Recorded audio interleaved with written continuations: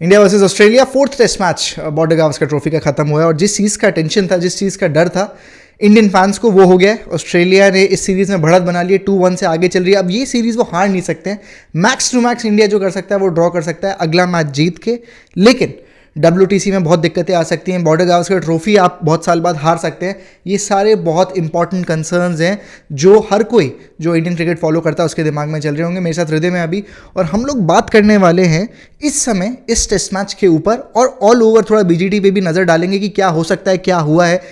क्योंकि ये वाला जो मैच था इसमें इंडिया ने कमबैक कर लिया था। क्योंकि हम लोग भी अगर देखें जिस तरीके से जो फोर्थ डे गया था, जो बॉलिंग परफॉर्मेंसेस बुमराह की तरफ से आई या पूरी टीम इंडिया की तरफ से आई, और जिस पोजीशन पे आपने ऑस्ट्रेलिया को रख दिया था, उसके बाद वापस 350 या 300 के आसपास जो आपको लीड मिल गई वहाँ पे, उसके बाद उनको चेस करना पड़ा, वो चीज़ जो हुई नहीं सक्सेसफुली। वहाँ पे हम थोड़ा बात करेंगे किस समय गेम निकला हाथ से और क्या प्रॉब्लम्स रही हैं इस टूर में, और मोर इम्पॉर्टेंटली अभी क्या सिचुएशन है इंडियन टीम की इन जनरल, हम अगर टेस्ट क्रिकेट की बात करें। रिदम, क्या लगता है 4 टेस्ट मैच जिस समय पे बुमराह ने उस समय विकेट्स लिए 80 के आसपास, 5 या 6 विकेट्स, जब ऑस्ट्रेलिया दूसरी बार बैटिंग कर रही थी तब उन्होंने निकाले थे, उसके बावजूद जो आखिरी विकेट की पार्टनरशिप थी वो तो हमको बहुत भारी पड़ी। लेकिन अगर मैं एक सेकंड उससे हटूं,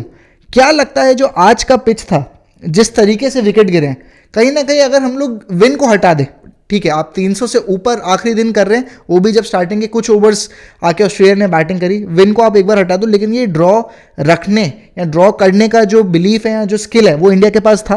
यार ड्रॉ करने का स्किल, मेरी ऋतिक तेरे से बात भी हुई थी कि ड्रॉ करना शायद ज़्यादा टफ, मेरे को ऐसा लग रहा है कि ड्रॉ करने की अगर हम लोग जाएंगे स्पेशली केवल ये माइंडसेट लेके कि हमको ये मैच को ड्रॉ करना है, जो शायद जब ऋषभ पंत आउट हुए थे तो बाकी बैट्समैन की तब अप्रोच बन गई थी वो कि अब हमको ये मैच ड्रॉ की तरफ ले जाना है। और मेरे को भी लगता है कि थोड़ा सा अभी हम लोग का डिफेंसिव अप्रोच इतनी स्ट्रांग नहीं है कि हम लोग हर बॉल रोक के हम लोग मैच बचा सकें। अगर शायद हम लोग शुरू से,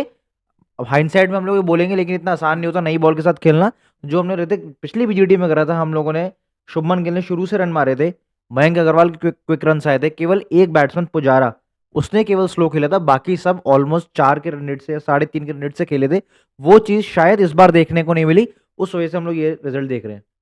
और मेरे हिसाब से रोकने वाली गेम अगर हम बात करें, जायसवाल का रोकने वाला गेम है नहीं, रोहित का रोकने वाला गेम नहीं है, KL का है। विराट का इस समय वैसा गेम नहीं है, बट वो कर सकते हैं ये चीज़ें, हमने ये चीज़ देखी है। और उसके बाद भी जो आने वाले बैटर्स हैं, हाँ सुंदर कर सकते हैं वो चीज़, बट सुंदर बहुत नीचे बैटिंग कर रहे हैं। पंत अटैकिंग क्रिकेटर है, नीतीश रेड्डी भी थोड़े अटैकिंग क्रिकेटर है। लेकिन रिदम, हम लोग इस बारे में बात कर रहे थे, पहले भी हमारी बिहाइंड द कैमरास बात हो रही थी इस चीज़ को लेके, क्या लगता है ऑस्ट्रेलिया जैसी बॉलिंग या एक अच्छी टीम के अगेंस्ट आप खेल रहे हो अगर, और आपको डिफिकल्ट कंडीशंस भी हैं, खैर आज का दिन वैसा नहीं था, लेकिन अगर रोकने वाला गेम नहीं है तो कहीं ना कहीं मारने वाली स्टेट में अगर आप हो तो वो चीज़ आपको कहीं ना कहीं बैकफायर करेगी, जो इस पूरे सीरीज़ में करती हुई है। जो हम बात करें न्यूजीलैंड सीरीज़ भी थी, उसमें भी हमको करा। अब इस समय सोल्यूशन क्या दिखाई दे रहा है, क्योंकि अगर हम लोग बात करते हैं यहाँ पे रोहित शर्मा और विराट कोहली की, मेरे ख्याल में जो मेजर डिफरेंसेस रहे हैं वो डिफरेंसेस ये रहे हैं कि टॉप ऑर्डर का कैसा परफॉर्मेंस रहा है इंडिया के लिए, क्योंकि इंडिया हमेशा से टॉप ऑर्डर पे डिपेंडेंट रही है। इंडिया कहीं ना कहीं, अगर टॉप ऑर्डर आप देखिए अगर आधा भी परफॉर्म करता तो इस समय हम लोग सीरीज में आगे होते, इस बात की मुझे कोई गारंटी नहीं है। लेकिन टॉप ऑर्डर ने परफॉर्म नहीं किया है, उनके मिडिल ऑर्डर ने बहुत अच्छा परफॉर्म किया है। मेरे ख्याल में ये दो चीज़ों ने डिफरेंस क्रिएट किया है। बॉलिंग उन्होंने भी अच्छी करी, हमने भी अच्छी करी है, बट इस समय टॉप ऑर्डर में देखो क्या लग रहा है कि ऐसा कुछ हम करें जिससे शायद बेटर हो। ऋतिक, रोहित और विराट ने स्पेशली इतने सीनियर प्लेयर्स हो गए, थोड़ा हमको अब लगता है कि अब इस स्टेज ऑफ देयर करियर की थोड़ा अब इस सीरीज में स्पेशली लेट डाउन किया है। अभी तक जितना खेले हैं शायद उनके आसपास भी व्हाइट बॉल क्रिकेट में तो कोई है नहीं, रेड बॉल में भी विराट कोहली के जो स्टैट्स हैं अभी भी दुनिया के टॉप 4 बैट्समैन में उनका नाम आता है। और ऋतिक, केवल मैं इस सीरीज की बात कर रहा हूँ, स्पेशली विराट कोहली की। रोहित शर्मा को मैं इंडिविजुअली, मैंने इस सीरीज के स्टार्ट से पहले भी बोला था कि शायद वो उनकी बॉडी लैंग्वेज या उनका खेलने का तरीका अभी रेड बॉल में ऑस्ट्रेलिया में इतना सूटेड नहीं लग रहा है, और वो शायद हमको दिखा है इन 4 टेस्ट मैच में। लेकिन ऋतिक, विराट कोहली जो proper test specialist batsman as a जाते हैं, हर जब भी कोई सीरीज स्टार्ट होती है उनका, ऋतिक हर बार जिस जिस टेम्परामेंट या जिस मेंटल स्टेट के वो प्लेयर हैं, आई थिंक कि उन्होंने 10 साल इस गेम पे राज किया है, तब वो टेम्पटेशन बार बार आना एक बॉल के लिए कि आपको वो चेस कर रहे हो। हमने द ग्रेट सचिन तेंदुलकर को देखा था कि भाई जब उनको कवर ड्राइव नहीं मारनी है, मतलब नहीं मारनी है, वो कितनी भी आगे आए। हम ये नहीं कह रहे दोनों प्लेयर इंडिविजुअल अलग अलग है, मैं ये नहीं बोल रहा इस ये बोलने के चक्कर में कि विराट कोहली सचिन को कॉपी करे, लेकिन एक अपने आप को जोन में लेके जाएं कि भाई मेरे को ये बॉल नहीं खेलनी है, मैं कोई नहीं होता, ऋतिक कोई नहीं होता कि हमको उनको गेम को जज करें, लेकिन कुछ भी वो तरीका निकालें, कोचिंग स्टाफ या मैनेजमेंट कोई भी एक तरीका यार निकालना पड़ेगा, क्योंकि अब इंग्लैंड टूर आ रहा है ऋतिक। एक आउटसाइड चांस मैं कह रहा हूँ 1% अगर लोग WTC फाइनल में हम लोग आ जाते हैं, लास्ट लास्ट WTC में विराट ऐसे आउट हुए थे, और बड़े मैचेस में यही होता है, तो कोई ना कोई तरीका मैनेजमेंट और विराट को, या तो इसको लीव, मतलब मैं टेक्निकल में नहीं जाना चाहता हूँ, कोई ना कोई तरीका विराट ऐसा निकालें कि इससे बचने का। बिल्कुल, जैसा कि रिदिम ने बोला, टेक्निकली हम लोग उस चीज़ में नहीं घुसना चाहते हैं, क्योंकि टेक्निक वाइज क्या करना चाहिए क्या नहीं करना चाहिए, ऑटोमेटिकली हमको जितनी अंडरस्टैंडिंग, हमको 1% भी उस चीज़ की अंडरस्टैंडिंग नहीं है जितनी उन लोग को होगी। बट हाँ, जैसा रिदिम ने बोला बहुत राइटली कि मेंटली और एक मैनेजमेंट के द्वारा आप उस चीज़ को कैसे अवॉइड कर सकते हैं, वो मेरे ख्याल में इस समय एग्जीक्यूट करने की बहुत ज़रूरत है। और एक बात करनी है, हाँ, हमको डाउट क्यों हो रहा है, क्योंकि वो प्लेयर विराट कोहली हैं, हाँ। केवल इसलिए डाउट हो रहा है कि वो बार बार एक ही बॉल पे आउट हो रहे हैं, वरना आउटसाइड ऑफ स्टंप लगभग 95% बैट्समैन की यही कमजोरी होती है, दुनिया के सारे बैट्समैन यही आउट होते हैं, लेकिन वो विराट कोहली हैं और वो ये काम कर चुके हैं, वो बड़े बड़े बॉलर्स को डोमिनेट कर चुके हैं, उनके बैट से ये चीज़ हो रही है, तो थोड़ा हमको लगता है कि यार इस पर रोशनी डाल के कि हम लोग वो कैसे उसको ठीक कर सकते हैं।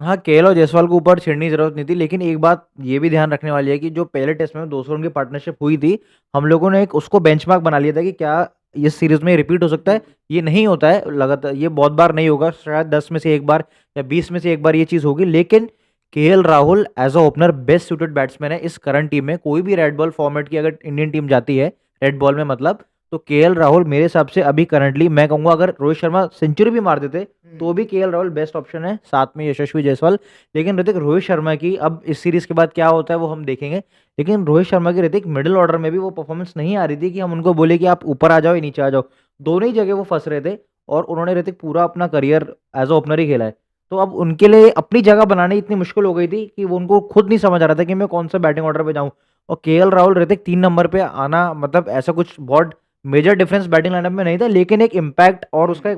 माइंडसेट सामने वाली टीम में चला गया कि यार ये कुछ डिफेंसिव खेल रहे हैं, वो चीज़ हो गई बस। और मेरे ख्याल में हाँ, ये आपका सिग्नल सामने वाली टीम को गया और वो जो थोड़े कॉन्फिडेंट हो गए उस बात को लेके, मेरे ख्याल में ये कुछ माइंड गेम्स हैं जो हमेशा क्रिकेट में आपको या स्पोर्ट्स में दिखते रहेंगे। और एक इम्पॉर्टेंट चीज़ बात करनी है यार, नीतीश कुमार रेड्डी के सब लोग बड़े फैंस हैं, हम लोग भी बहुत इंपॉर्टेंट उनकी इनिंग्स जो देख के हम लोग को भी रियलाइज़ हुआ है कि क्या कैलिबर है उस प्लेयर के अंदर, क्योंकि हम दोनों ऐसे लोग हैं जिनको हम लोग बात कर रहे थे बहुत बार कि यार फास्ट बॉलिंग ऑलराउंडर चाहिए, फास्ट बॉलिंग ऑलराउंडर चाहिए, और ऐसी बैटिंग के साथ अगर आपको मिल सकता है वो, तो ऑब्वियसली अभी बहुत जल्दी है ये चीज़ कहना, बट जिस तरीके का टेम्परामेंट दिखा है, जिस तरीके का फिटनेस लेवल है, या जिस तरीके का उनका परफॉर्मेंस निकल के आया है, आप बोल सकते हैं कि लॉन्ग टर्म में इंडिया को सिर्फ रेड बॉल फॉर्मेट में ही नहीं, बट वाइट बॉल फॉर्मेट्स में भी बहुत क्रूशियल सपोर्ट देने वाले हैं, वो बैलेंस देने वाले हैं टीम को। तो नीतीश कुमार रेड्डी के ऊपर तो जितना बोले उतना कम है। एक अंडररेटेड प्लेयर के ऊपर थोड़ा बात करना चाहेंगे, वाशिंगटन सुंदर रिदम, उनको चांस मिली है वापस, और अश्विन रिटायर हुए राइटली सो इसलिए क्योंकि वाशिंगटन सुंदर को टाइम मिल पाए, जगह मिल पाए, वो रेडी हो पाए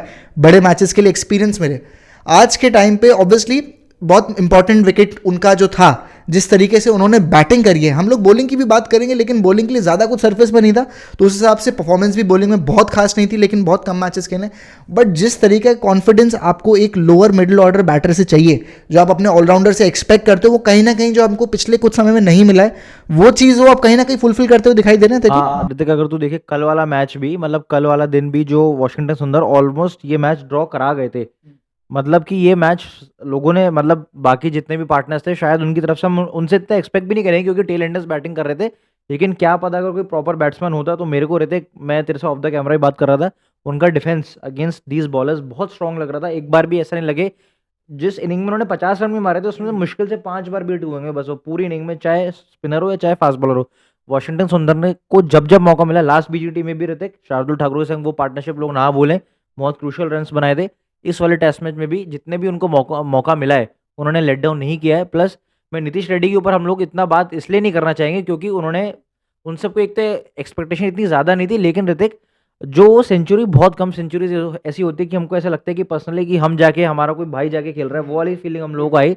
पूरा पूरा स्टेडियम, इतना बड़ा ओकेजन, इतना बड़ा पैनल बैठा हुआ है जो आप लोगों को देख रहा है, और आप लोग वो कमेंट्री मैंने बहुत कम सुनी है। नीतीश रेड्डी ने एक हर जो इंडिया में घर बैठा हुआ बच्चा, भाई मेरे को क्रिकेट खेलना है, मेरी फैमिली बैठी है स्टैंड्स में, उस तरह की परफॉर्मेंस दिखाई है नीतीश रेड्डी ने। बिल्कुल इस तरीके में अगर हम देखें जो यंगस्टर्स हैं जिन्होंने परफॉर्म किया है, भले ही इंडिया इस समय बीजीटी सीरीज़ में या फिर डब्ल्यूटीसी की साइकिल में पीछे हो गया ज़रूर इस लॉस के बाद, बट कहीं ना कहीं अगर हम आगे देखें या पॉजिटिव साइड देखें यहाँ पे बहुत ही अच्छा निकल गया है, क्योंकि जितने भी यंगस्टर्स हैं उन्होंने बहुत मुंहतोड़ जवाब दिया ऑस्ट्रेलिया को। तो मेरे ख्याल में ये एक चीज़ है जो एज अ पॉजिटिव इंडिया ज़रूर आगे लेके जाएगी, भले ही वो नीतीश कुमार रेड्डी हों, यशस्वी जायसवाल हों, केएल राहुल की परफॉर्मेंस या केएल राहुल का कमबैक हो, या फिर हम लोग फास्ट बॉलर्स की भी बात करें, जिस तरीके का बुमराह का परफॉर्मेंस निकल के आया है,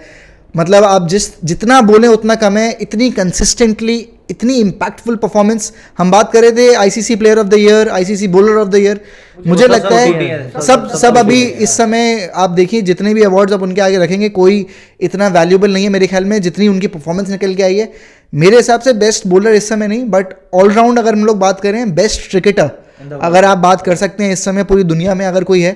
तो Jasprit Bumrah. Top 5 cricketers who have played this game, उसमें जसप्रीत बुमराह आ सकते हैं। और ऋतिक, मतलब शॉर्ट ऑफ वर्ड्स हैं कि भाई उनको हम डिस्क्राइब कैसे करें कि भाई उनकी एबिलिटी, यार एक बंदे ने हर बार ऑस्ट्रेलिया के घर में जाके धमका के लेटा दिया। यार आप इस मैच में कहाँ थे? उन्होंने बैक टू बैक 3-4 विकेट हमको दिलाए। पहला टेस्ट पर्थ वाला अकेले अपने दम पे उनको 100 ऑल आउट करके जिताया। एज अ कैप्टन भी थे वो। बुमराह तो ऋतिक मेरे हिसाब से अभी इस लीग से एक अलग प्लेयर हो चुके हैं। मतलब सारे क्रिकेटर्स एक तरफ कंपैरिजन किसी क्रिकेटर के साथ नहीं है, लेकिन उनकी एक लीग अलग हो चुकी है। अभी इस टाइम पर टॉप नॉच क्रिकेटर पूरी दुनिया में है वो। बिल्कुल, और अब ये बहुत अच्छे साइंस भी हैं क्योंकि इवेंचुअली लॉन्ग टर्म में आप देखेंगे कि आने वाले समय में आपको कैप्टनसी करते हुए भी दिखाई देंगे। और सबसे अच्छी बात यह है कि जिस तरीके से उन्होंने वर्कलोड मैनेज किया, अपनी बॉडी को मजबूत बनाया है और इंश्योर किया है कि मैं इंजर्ड नहीं होने वाला हूँ, मैं जितना 100% दूंगा। उसके बावजूद फिटनेस पे जो काम किया है, ओवरऑल अपने आप को टीम के लिए रेडी रखा है हर समय, मेरे ख्याल में वो दिखाता है कि कितने रिस्पॉन्सिबल हैं। और आने वाले समय में ज़रूर कैप्टनसी का तो एक बहुत बड़ा रीज़न रहने वाला है, और उनकी कैप्टनसी में मेरे ख्याल में आपको एक बहुत अलग टाइप का इंडिया दिखाई देने वाला है। तो मेरे ख्याल में वो भी एक बहुत अच्छा चीज़ रहने वाली है। बहुत अलग टेम्परामेंट का इंडिया दिखाई देने वाला है। बिल्कुल, टेम्परामेंट सच में जैसा रिदम ने बोला वो बहुत ज़रूरी शब्द है, क्योंकि वो एक ऐसे प्लेयर हैं जो बहुत एक्सप्रेस नहीं करते हैं और उनकी जो जवाब है वो बिल्कुल बॉलिंग से करके, वो जवाब परफॉर्मेंस से देते हैं। बिल्कुल परफॉर्मेंस से देते हैं। और सैम कॉन्स्टेंस को भी जो उन्होंने किया वो कहीं ना कहीं आपको दिखाता है कि कितनी बिलीफ उनको अपनी स्किल्स में है और मोर इंपॉर्टेंटली कितनी श्योरिटी है उनको अपनी कैपेबिलिटीज़ में। तो मेरे ख्याल में बुमराह के ऊपर भी ये बात थी। लास्ट में जाते जाते रिदम एक बात करेंगे क्वालिफिकेशंस के लेके, क्योंकि at the end of the day मेरे हिसाब से पर्सनली बीजीटी हार भी जाएंगे, मुझे इतना पर्सनल प्रॉब्लम या उसमें बड़ी चीज़ नहीं दिखाई दे रही है, गेम है। बट डब्ल्यूटीसी क्वालिफिकेशंस अगर हम लोग नहीं कर पाते तो थोड़ा बुरा तो लगेगा। इस समय क्वालिफिकेशंस की बात करें रिदम, इंडिया को जीतना पड़ेगा नेक्स्ट टेस्ट मैच सिडनी में जो मैच होने वाला है न्यू ईयर के बाद, नए साल में एक नई तरीके से इंडिया को क्रिकेट खेलना पड़ेगा, टेस्ट क्रिकेट खेलना पड़ेगा। तो मेरे ख्याल में वो फर्स्ट ऑफ ऑल जीतना ज़रूरी है। और जो इस समय ऑस्ट्रेलिया और श्रीलंका की 2 मैच की सीरीज होने वाली है उसके ऊपर तो क्या लगता है, क्या सिनेरियो? अभी देख, 1 स्टेप एट अ टाइम। पहले हमको सिडनी टेस्ट जीतना है, उसके बाद अगर हम लोग सिडनी टेस्ट हारते हैं तो बात ही खत्म, फिर हम लोग नहीं जा सकते। सिडनी टेस्ट अगर हम जीतते हैं तो ऑस्ट्रेलिया को, जो अब नेक्स्ट टूर ऑस्ट्रेलिया का श्रीलंका का है, उसमें ऑस्ट्रेलिया को एक भी टेस्ट नहीं जीतना है, बजाय कि वो सीरीज ड्रॉ हो जाए 1-1 या 0-0 भी, कुछ भी। 2 टेस्ट मैच की सीरीज है वो। ऑस्ट्रेलिया को कुल मिलाकर श्रीलंका को एक भी टेस्ट मैच नहीं जीतने देना है। और इंडिया सिडनी टेस्ट जीतती है तो हम लोग इंडिया साउथ अफ्रीका का फाइनल देखेंगे डब्ल्यूटीसी का। अगर इंडिया सिडनी टेस्ट नहीं जीतती है तो वो रिजल्ट कोई भी आए उससे हमें मतलब नहीं होना चाहिए, और ना कि हमारे इंडिविजुअल परफॉर्मेंस पे कोई फर्क नहीं पड़ेगा। ये अभी तक का सिनेरियो है। हाँ बिल्कुल, और जैसे ने बोला कि अगर दोनों मैचेस ड्रॉ भी हो जाते हैं, ऑस्ट्रेलिया हारती नहीं है, अगर ड्रॉ भी हो जाते हैं तो उस बेसिस पे भी इंडिया क्वालिफाई करेगी, क्योंकि इंडिया का जो विन परसेंटेज ज्यादा है, विन परसेंटेज थोड़ा ज्यादा, उन्होंने ज्यादा सीरीज जीती है। तो मेरे ख्याल में ये अपडेट है डब्ल्यूटीसी के ऊपर और 4th टेस्ट मैच और ओवरऑल बीजीटी के ऊपर ये थोड़ा एक रिकैप था। तो आपको अगर ये वीडियो अच्छी लगी हो तो प्लीज आप लाइक कीजिए, सब्सक्राइब कीजिए और आप चैनल को शेयर जरूर कीजिएगा अपने दोस्तों के साथ जिनको भी क्रिकेट पसंद है।